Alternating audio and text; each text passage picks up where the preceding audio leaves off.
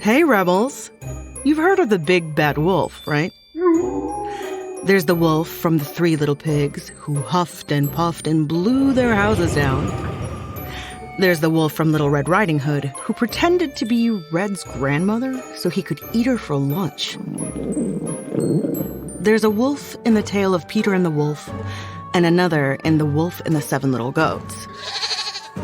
You might not know all of these stories, but you can still guess that in these fairy tales, the wolf is going to be the bad guy. You know that without even thinking about it too much. It can be helpful for us to know something is bad or dangerous without having to think about it for too long. Because sometimes we need to be able to make quick decisions or judgments. Today, we're going to stretch our minds while we learn about a rebel named Mahzarin Banaji, an Indian-American psychologist at Harvard University, whose work helps us to understand that the things we hear and the stories we're told can shape our actions in ways we don't even realize.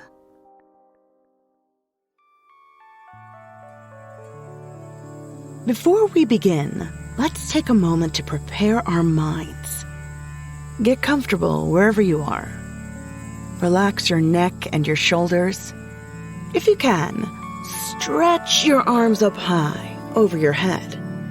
Feel the muscles as they stretch, and then lay your hands gently on your lap. Now repeat after me. I am listening. I can do hard things.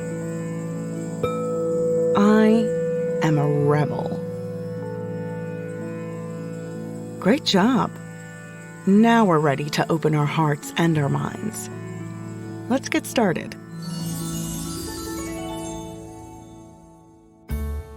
I'm going to name some animals. And if the animal would make a good pet, I want you to give me a thumbs up. And if the animal is a wild animal, the kind you would never keep in your home, I want you to give me a thumbs down. Ready?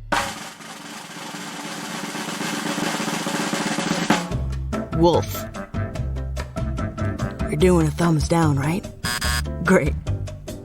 Cat. Shark.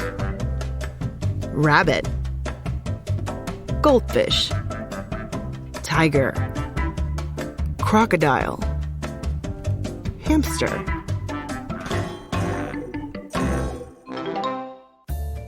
I'm guessing that was pretty simple. Let's try something else. I'm going to say some words. Some will be positive-sounding words, and you'll give a thumbs up.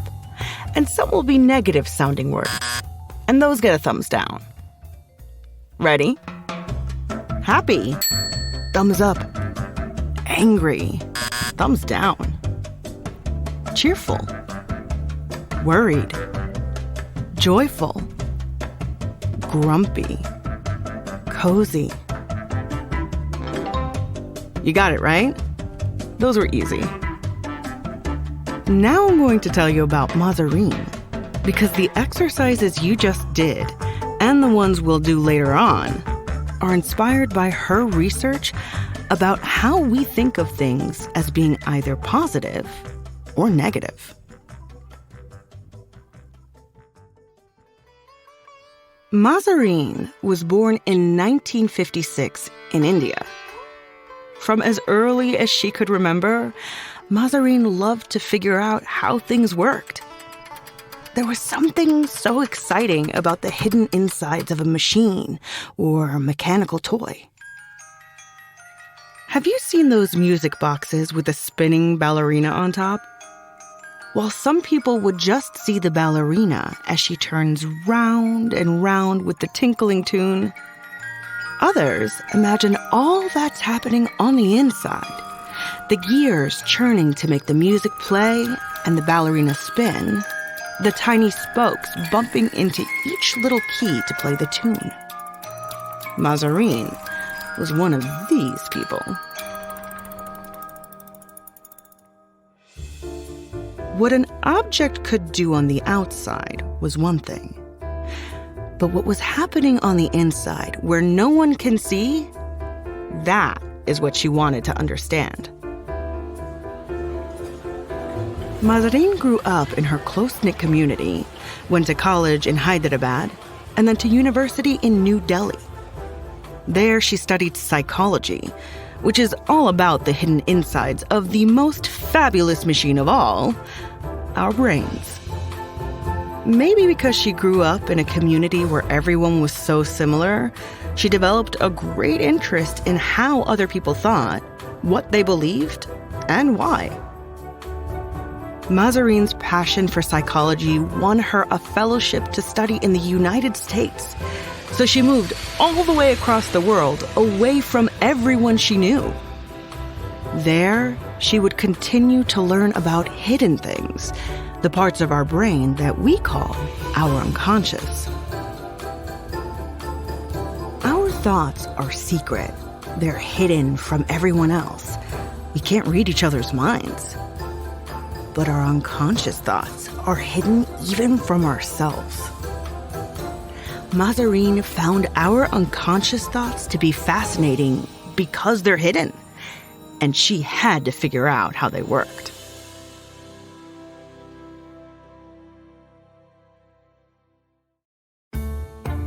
Before we talk about what Mahzarin discovered, let's do another mind exercise. I'm going to name our animals and our positive and negative sounding words again, this time all mixed together. And I'm going to go pretty fast. Same idea, same rules. Give me a thumbs up or a thumbs down as we go.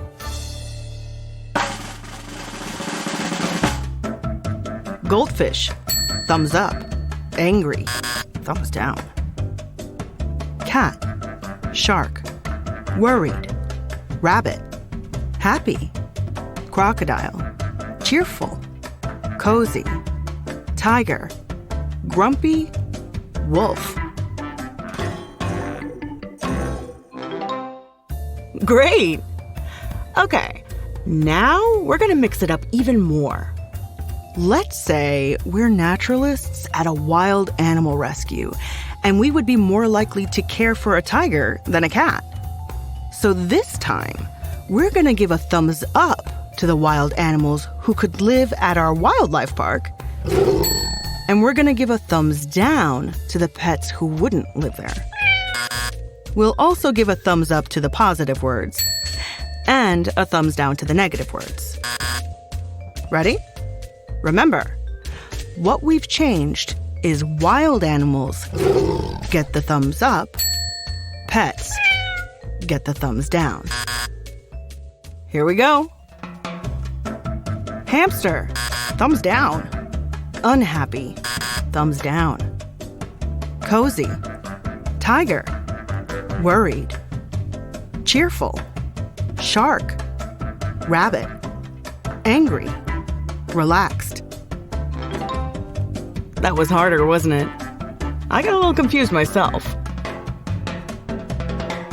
We understand the differences between wild animals and pets and positive versus negative words. But our unconscious mind finds it easier to group wild animals with the negative words and pets with the positive words. But why? In real life, we can all agree that a dog might be grumpy, especially if you try to take his favorite bone.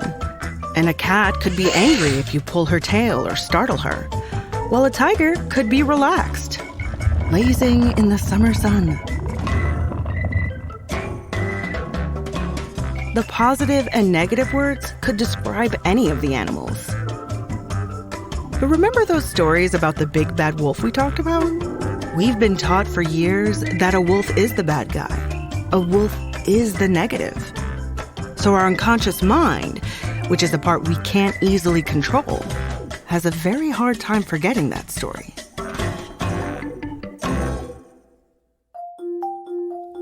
So here's where Mahzarin's research comes in.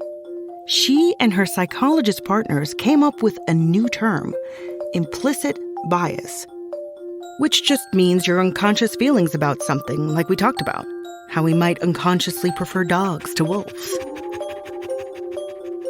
Mahzarin created a bunch of tests similar to the exercises we've done today, Only these tests don't use categories of pets and wild animals, but instead, they use groups of people, like men and women, young people and old people, tall people and short people, white people and black people. Most of us don't believe that we actually prefer one gender over another or one race over another. We're smarter than that. Well, Mazarine calls these implicit biases mindbugs. Sneaky, unconscious preferences hiding away in our brains. Over 20 million people have taken Mazarine's tests, and the results prove that we all have mindbugs. Unconscious feelings about people based on what they look like, where they're from, and what color their skin may be. So, what do we do with this information? We want to locate our mindbugs and get rid of them. Wow. The first step in beating mindbugs is knowing they exist. Mazarine said you must name the problem if you want to solve it. But just because you're aware of something doesn't make it disappear. How can we change our biases now that we've found out about them? Our experiences created our mindbugs. What we see around us, how others act, the stories we hear.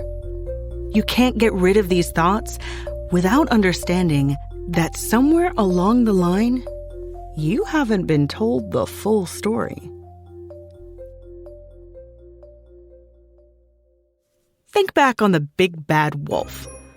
We know that's made up. It's a fairy tale. In fact, wolves are very social animals. They're adorable as pups, and they're much more afraid of you than you are of them. If we take the time to learn about real wolves, watch videos, read books, learn about how they live, how they interact, learn about the problems they face, I wonder if it might be easier for you to then group wolves with the positive words on another round of the sorting game. What if you did the same thing for sharks and tigers and bears? What if you did the same thing for any group of people who doesn't look or act like you, or who doesn't follow the rules that society says they should? Finding out the truth about anything, searching for the real story, can have a very powerful effect. Mazarine wrote a book called Blind Spot: Hidden Biases of Good People. Using the phrase good people was very important to her because she believes that people are good. We don't intend to have these preferences. People have been taking Mazarine's tests for over 20 years, and the good news is that the results are getting better, especially in the last decade. Our mindbugs have been getting smaller and less sneaky as our society has been growing and changing.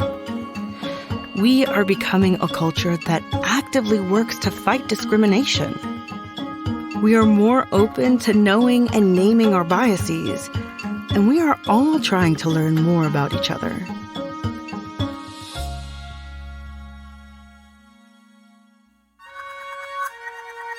Okay, Rebels. Did you stretch your mind today? Did you learn something new about the world? About yourself? I challenge you to think about some of your culture's biases.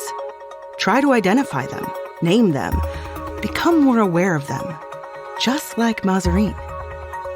And then read, listen, watch.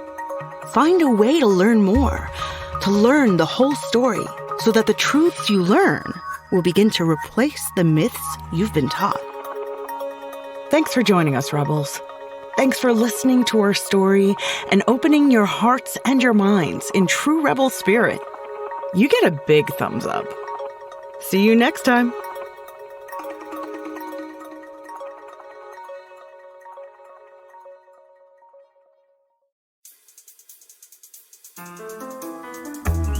This podcast is a production of Rebel Girls. It's based on the book series Goodnight Stories for Rebel Girls. This story was produced by Giuliana Mayo, with sound design and mixing by Mumble Media. It was written by Emily McMahon-Wattez. Fact-checking by Joe Rhatigan. Narration by Aida Reluzco. Original theme music was composed and performed by Elettra Bargiacchi. Thank you to the whole Rebel Girls team who make this podcast possible. Stay Rebel!